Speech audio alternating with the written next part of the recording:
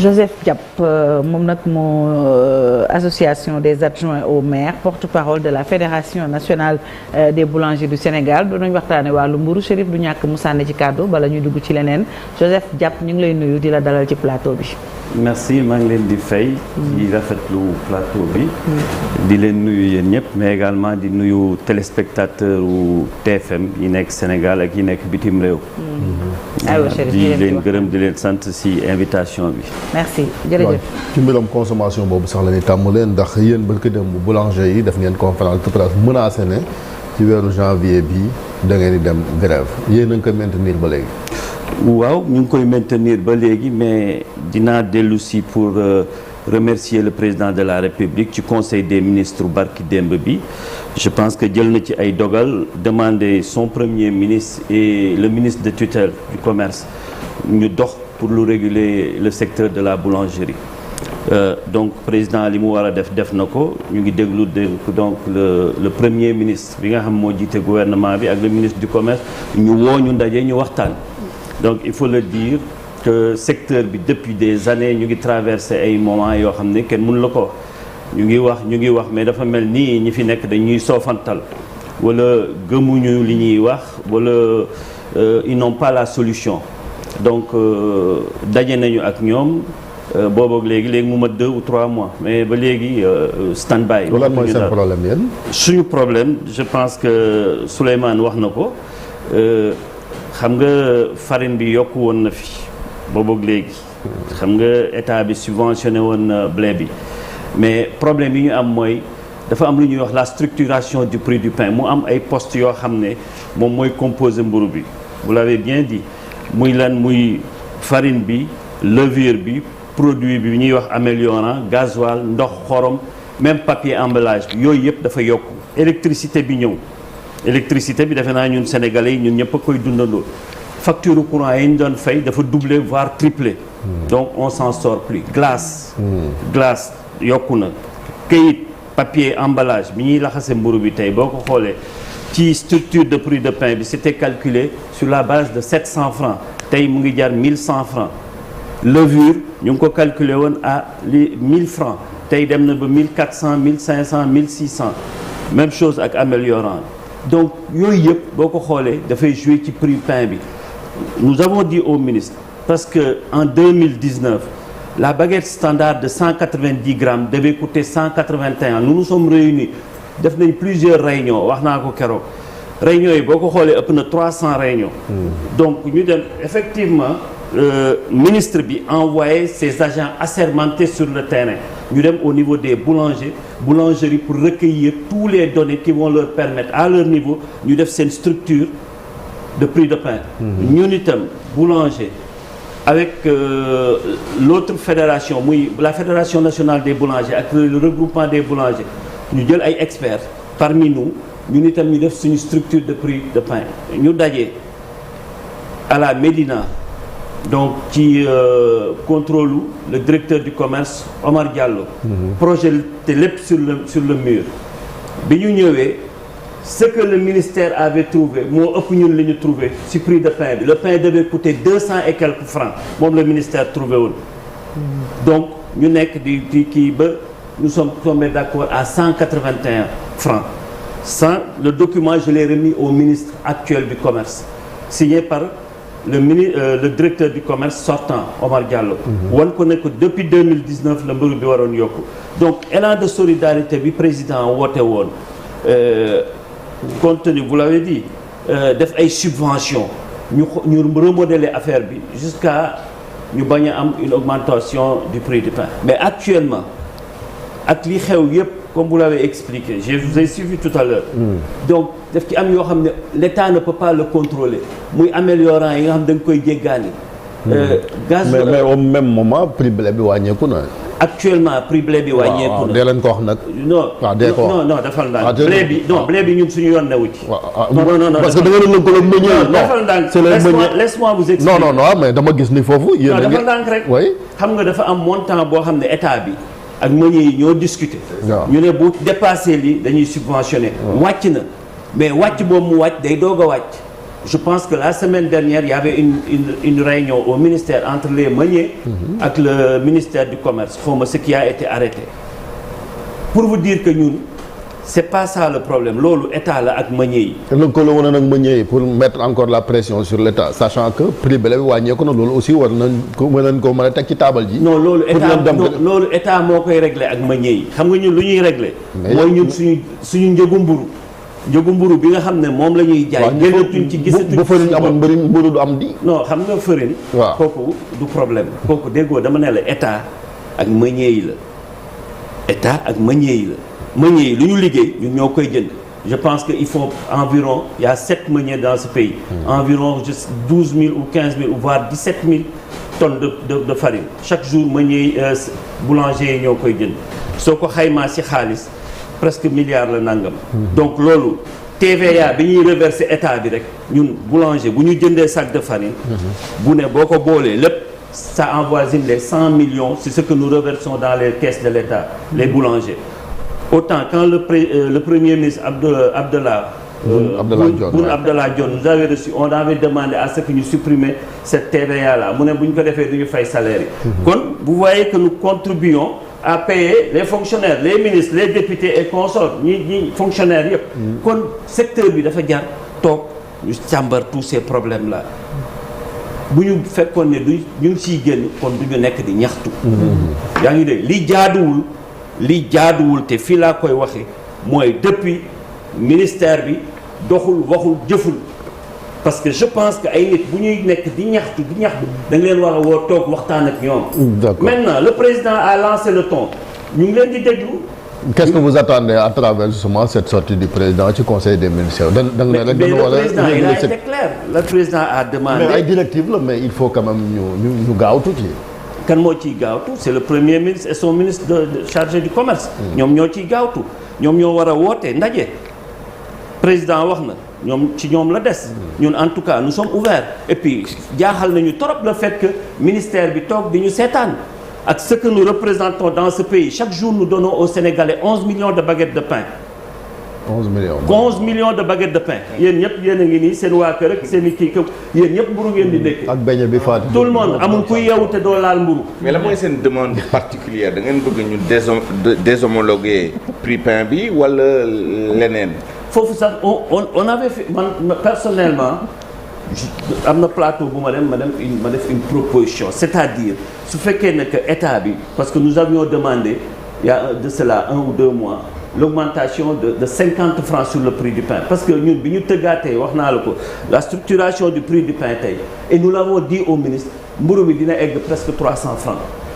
te xam nga loolu sénégalais yi attaluñ ko donc ce que nous proposons mooy 1 gramme 1 franc yow ay émeute du pain nga fi bëgg a créer 1 gramme 1 franc 1 gramme 1 franc c'est-à-dire par exemple la baguette achetée à 175 francs mu nekk 175 grammes. bu boobaa ngeen am yeneen format quoi. ñu am yeneen format ku bëgg 200 am. voilà 200. Donc 200 grammes 200 francs. 100 grammes 100 francs. donc mu nekk loo xam ne. day transparent parce que il faut toog am. il faut pas qu'on est là pour diviser les boulangers système politique boobu nga xam c'est archaïque c'est dépassé. mais vous êtes divisé entre la fédération ak le regroupement déjà rek. yéen seen biir jubóowu leen xanaa tey nii ba ngeen. ba seen ma ne entre la fédération des boulangers ak le regroupement. y a eu toujours des problèmes mosu leen a déggoo ci yenn mbir yi. mais àdduna noonu la. waaw ay dynamique moo ñuy boole. donc dynamique yooyu boole nañu parce que suñu intérêt moo nekk en jeu. mais li taxoon jubóowuñu ay problème de personne la wala ay problème de représentativité mais tey nous souffrons donc cette dynamique là nous a fait nous a permis ñu daje. donc di défendre suñu cause suñu intérêt donc mburu mi tey wax nga ko waruñu ko seetaan muy nasaxaay. Il y a aussi la distribution. surtout ci distribution la distribution on perd plus de 100 milliards par an capté par d'autres personnes ñuy dàq dërëm bi muy génn gaal gi jàpp arrêté boobu parce que gisoon nañ en tout cas chef service régional bu Dakar commencé woon di def sax ay saisies. parce que da ngeen ne woon ñu tere jaay mburu mi ci boutique yi mais ba léegi quand même malgré arrêté bi boutique yi ñu ngi jaay mburu d'accord naa ak yow. léegi pourquoi loolu di continuer di am ba léegi. et puis la question subsidiaire je pense moom mooy yéen boulanger yi lan ngeen def en termes d'investissement en termes d'organisation pour maîtriser justement toute la chaîne de valeur y compris distribution bi parce que dañ leen di reprocher non seulement de ne pas investir ci segment boobu mais même ci seen matériel pour produire mburu bi et que efficacité énergétique bi ngeen war a am pour vraiment optimiser seen outil de production defu leen ko. Et une dernière chose moom mooy am na ñoo xam ne dañoo tënku trop ci mburu bi kese defuñu yeneen produit à valeur ajoutée pour mën a récupérer ailleurs li ñuy perte en quelque sorte ci mburu bi. Je suis d'accord am na convention bu ñu signé ak AME pour essayer de voir comment réguler tout ça ba nga xam ne ñi am perte d'électricité mun ko éviter donc am na ci aussi ñoo xam ne peut-être ils ont du matériel vétuste boo xam ne parce que normes yi respecté tuñ ko mais ce qu'il faut dire et le reconnaître mooy courant bi ça coûte cher beneen bi yaa ngi wax ci njaayu mburu mi ci boutique bi ñun nous le déplorons parce que y a un décret bu ko boo xam ne signé par monsieur le président de la République bu ko tere signé depuis le 30 décembre 2019 donc même ñun su fekkee ne que dañ koy def man personnellement je ne le fais pas d'autres ne le font pas am na ñuy livrer mais pourquoi nous avons dit au ministre et puis ci décret bi dañu ne le ministère du commerce le ministère de l'intérieur il y a 4 ou 5 ministres chacun en ce qui le concerne de faire tout pour appliquer voilà comme d'habitude voilà yaa ngi dégg donc dama ne xobu garab bu naaw ba dugg ci pax du fa génne boppam dañ ko fay génne nous l'avons expliqué nous avons demandé à l'État de nous aider le ministère du commerce sur ce côté-là il a tout fait yaa ngi koy wax sànq il a tout fait mais le ministère du commerce seul ne peut pas faire respecter le décret là l'interdiction de la vente de pain il faut qu'il y ait l'aide de la gendarmerie ou de la police pour interdire ça et puis dañuy sonnal ci affaire cet bi parce que ni ñuy jaayee mburu yi dans les boutiques hygiène bi c'est pas bon mais léegi loolu gis nañu ne jël nañ ci ay mesures par exemple man côté bi ma dëkkee les boutiques distribué tuñu pain loolu dakk na pratiquement ci gox yu bëri maintenant ce sont les boulangeries xaw ma nag fépp mais en tout cas zone yi ma xam ñoom boutiques yi jaayatuñu mburu en tout cas xam nga sur ce plan là la Fédération nationale des boulangers avait pris des initiatives pour travailler avec les collectivités yaa ngi dégg les communes dem nañu Derklé dem nañu Maris dem nañu feneen ak feneen pour que njaay mburu mi dans les boutiques disparaissent mais qu'on travaille avec la mairie avec l'agent envoyé de la mairie bi nga xam ne moo xam surface bi ñu convoquer tous les boulangers yi fa nekk pour xam surface bi nombre de kiosques yi nga xam ne mën nañ ko fa installer compte tenu de la distanciation des kiosques parce que on parle de 300 mètres entre kiosque ak kiosque entre boulangerie ak boulangerie entre kiosque ak boulangerie mais sénégalais yi dañu ils sont paresseux excusez-moi dañu bëgg nga génn sa kër rek jënd mburu donc bu fekkee ne dañu ne 300 mètres mu ngi nii mais doo dox 300 mètres peut-être 50 mètres ngay dox voire 200 mètres ça dépend fi mburu mi neexee rek nga dem jënd ko foofu kiosque yi nag moom moo doyul waaw mais kiosque yi non mesure boobu bu ñu ko jëlee boo amee mesure d'accompagnement am kiosque yi doy nit ñi dem ci kiosque yi moom lañ gënal xam nga loolu laay expliquer pour ma jógee sama kër dem boulangerie il faut ma dox presque 1 kilomètre. xam nga loolu laay expliquer kiosque yi ñun amoon nañu ay def nañu ay prototype kiosque yemuñu woon rek pour teg ay kiosque mais ça va participer à l'embellissement du quartier parce que doo jël kiosque rek teg ko n'importe comment n'importe où ak n'importe quelle couleur mais aussi du ñu nangu ngunu kiosque yi di niroog ngunu ganaar comme je l'ai dit avec la mairie ñoom ñooy déterminer couleur bi ñu bëgg en y impliquant le chef de quartier l'imam bàjjenu gox bi mu nekk affaire boo xam dañ koy jël en charge parce qu'il va de voilà yaa ngi dégg tout ça mais il faut l'aide de l'État mais yéen aussi boulanger yi da ngeen a am benn défaut mooy que ni concurrence bi ngeen di mener ci de façon étroite ci koñ yi loolu aussi voilà da ngay gis benn 4 boulangers ñu daje ci benn ruelle ku nekk di voilà pour man aussi loolu ça participe pas. xam nga nee naa la règlement bi dafa am lu mu wax boulangerie ak boulangerie il faut 300 mètres il y a une distance de 300 mètres et je pense que ñu ngi koy régler ñu ngi koy respecter aussi am na loo xam ne il faut que ma wax ko fii sur ce plateau am na ñoo xam ne ils ne respectent pas ça avec l'aide des autorités ñuy ubbi n'importe où n'importe quand parce que vous avez quelqu'un derrière vous mooy ñu jéggi li nga xam ne ça a été signé waroo ubbi ñu bàyyi la nga ubbi mu ngi fii ci réew mi on l'a dénoncé il y a des boulangeries yoo xam dañu leen waroon tëj rap mais qu'est-ce que vous voulez c'est pas à nous de le faire c'est à l'État. mais ngeen di dénoncer aussi bu ngeen amee gisee ay cas mais dénoncer nañu dañuy bind.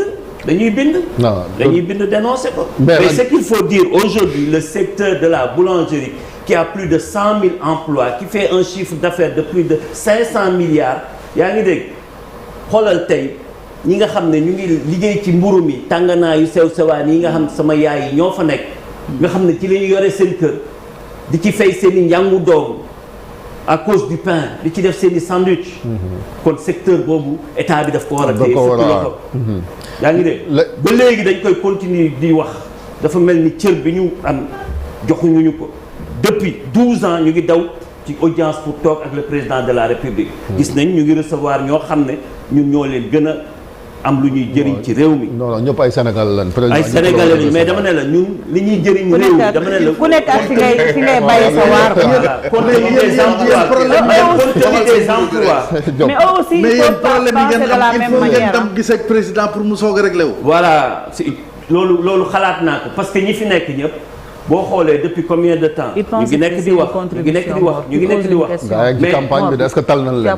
mais bu ñu talul nag bu ñu talul bu ñu waree taxaw ñu taxaw parce que nag je le dis ñun ñoo moom suñu ay boulangerie on dépend de personne ñoo ubbi suñuy poche jënd suñu ay boulangerie buñ ci gisatul dañ koy tëj bu ñu toogee ne dañuy grève kenn mënu ci dara bu ñu gisatul dañuy dem grève. yaa ngi dégg xam nga lan mooy le problème ñu toog waxtaan nous sommes des sénégalais buñ ñu téye di ñu def noo xam ne du noonu nañ ñu woo ñu bokk toog waxtaan pour lu doxal Sénégal. mais est-ce que Sénégal amul Mamadou wala Mamadou ñun ñëpp ay sénégalais. est-ce que seen biir yéen a ngi waxtaan aussi pour ngeen beddi les brebis galeuses on l'a dit là ñi nga xam ne dañuy def downsizing di wàññi poids mburu bi ñi di xoolaat di wàññi qualité bi et cetera. xam nga olof nee na ñiy gàmmu ak ñiy raas dem bokkul foo dem am na façon nit yu mel noonu xam nga seen corporation mooy journaliste yi am na ñoo xam ne mooy loolu. dëgg la mais nous dans nos groupes. par exemple la FNBS que dirige le président Amadou Gueye nous avons des groupes yoo xam ne nous avons des experts. da ngay gis ku liggéey mburoom xaw a def nii mu dugal ko ci groupe bi ci WhatsApp bi on a des experts depuis le Canada yoo xam ne ñoo naan pain bi lii la manqué soit xorom bi doyul wala dañ ko teel a dugal wala cuisson bi temps de cuisson bi baaxul ak yeneen donc ñun tous les jours ñu ngi dox ci loolu bay dugg dans les produits céréales comme ni nga ko waxee sànq bu actuellement boo demee dans nos boulangeries am na boulangerie à base de nebedaay diversifié voilà diversifié pour que woon na fi ay cas ay exemple voilà mu ngi noonu donc ñebbe am na nebedaay donc pour rassurer les consommateurs bala ñoo dugg ci question adjoint maire yi pour rassurer les consommateurs grève bi c'est sur la base maintenant de la réponse du gouvernement malgré que président mi ngi dalal seen xel ci conseil des ministres non président dañ koy gërëmaat sant ko parce que xam naa yëg na ne keroog daje nañu RBS ak FNBS mooy ñaari structure yi nga xam ne ñoo yore boulanger yi fii ci Sénégal. am na yeneen yu désolidarisé wu yàlla collectif national des boulangers du Sénégal aussi ma ne am na yeneen organisation collectif national des boulangers du Sénégal qui s'est désolidarisé de votre mouvement. non ñooñu est-ce qu'on les a pas créés tout récemment parce que moom laa la est-ce que du politique moo leen créé pour diviser pour régner parce que danoo jàpp ni Souleymane wax danoo jàpp ni transparence ak démocratie interne amul ci seen organisation yi seen assemblée générale surtout yéen fédération bu mujj bi moo tax ñu ci bëri gedd bàyyi parce que doona jàpp ni gay yàgg na fa ngeen continuer rek mu nekk président ñoom si la fële ca Diourbel la nekk gën ci ñëwaat adjoint maire yi aussi yow yaa seen kii gis nga bëgg dem donc il faut ma daaneel si affaire grève bi nga wax parce que da nga ma poser question boobu mais donc li may wax si loolu mooy le président de la République defe naa wax na li muy wax à son gouvernement le premier ministre ak le ministre du commerce ñu ngi leen di déglu ñoom fi mu nekk nii ñoom ñoo war a woote ñu toog waxtaan. le premier teg lépp ci table candidat mi ngi ci yeneen. waaw mais avant candidat bi il faut nit ñi lekk naan. il faut réew mi dox.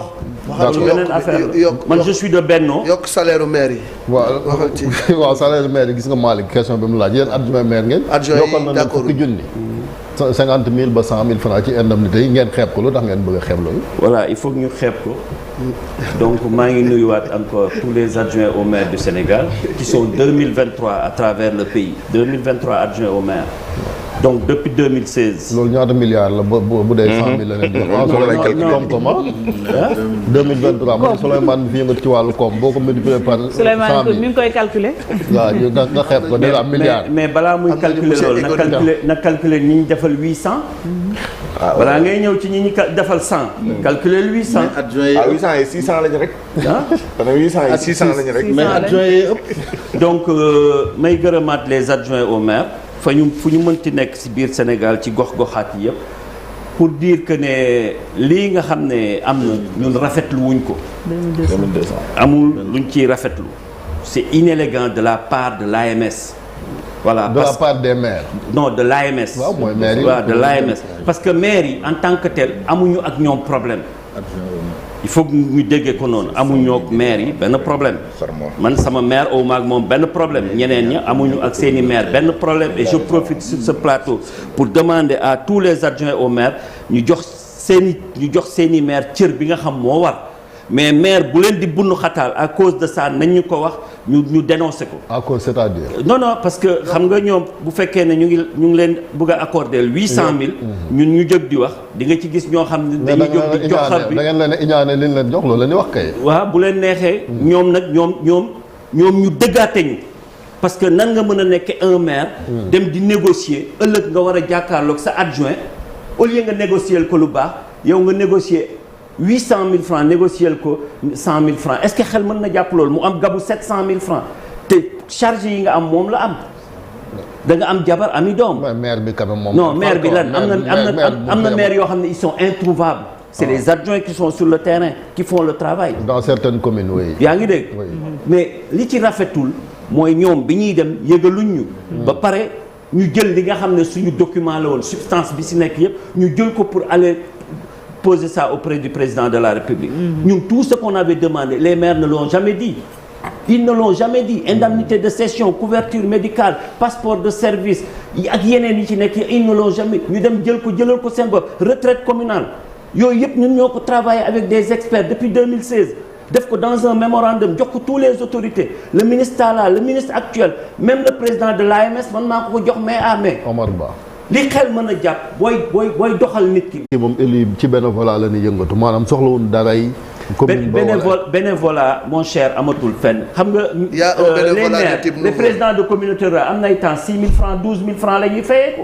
muy yéeg di yéeg et puis il faut dire ici l'année dernière c'est le président de la République lors de la journée de la décentralisation moom moo taxaw ne dafa jot ñu yokkal les adjoints au maire seen payoor man j'étais maire xam naa li adjoints yi di daj. kon bu ñu yokkalee ñëpp dafa jaadu ñu yokkalee mais ce qu'il faut. c'est quelle commune encore ça yow. man yow. non Ndiagañaaw.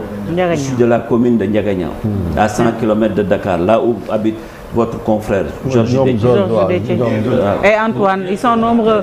voilà oui je pense que nga bëgg nga xëccoo ay salaire non xam nga man sama salaire adjoint au maire jëriñu ma dara man musuma occuper poste de responsabilité dans ce pays mais Ndiagañaaw ga ma dëkk ñaawuma fa. jërëjëf li tax ñu jël ma def ma adjoint au maire. parce que j'ai prouvé. merci beaucoup jërëjëf. Tendeng Sène mooy kii ba noonu. non madame Tendeng Sène mooy le maire. mooy maire voilà amuñu problème on travaille ensemble. mais je suis adjoint je suis le président des adjoints au maire du Sénégal je suis obligé de les défendre. et on continue à défendre ba am gain de cause monsieur le président de la République ñu ngi lay demander waat audience pour toog ak yow. parce que lii maire yi bëgg a def duñ ko nangu. mën am candidat mooy Diomaye Faye. même si bokku leen kaa non. ma ne mën ngeen am candidat mooy Bassirou Diomaye Faye. Diomaye sama rakk la. donc xaw ma ndax dina nekk candidat wala du nekk candidat mais bokkuñu. ay kuréel. voilà Abdoulaye Chérif je serai obligé de te couper puisque waxtu bi jot na depuis sànq maa ngi lay naxtaan yow tamit ah. il est 9h07 ñu dem ci ñaari yéenekaay Groupe Futurs Médias muy L'Observateur ak Record. Merci président.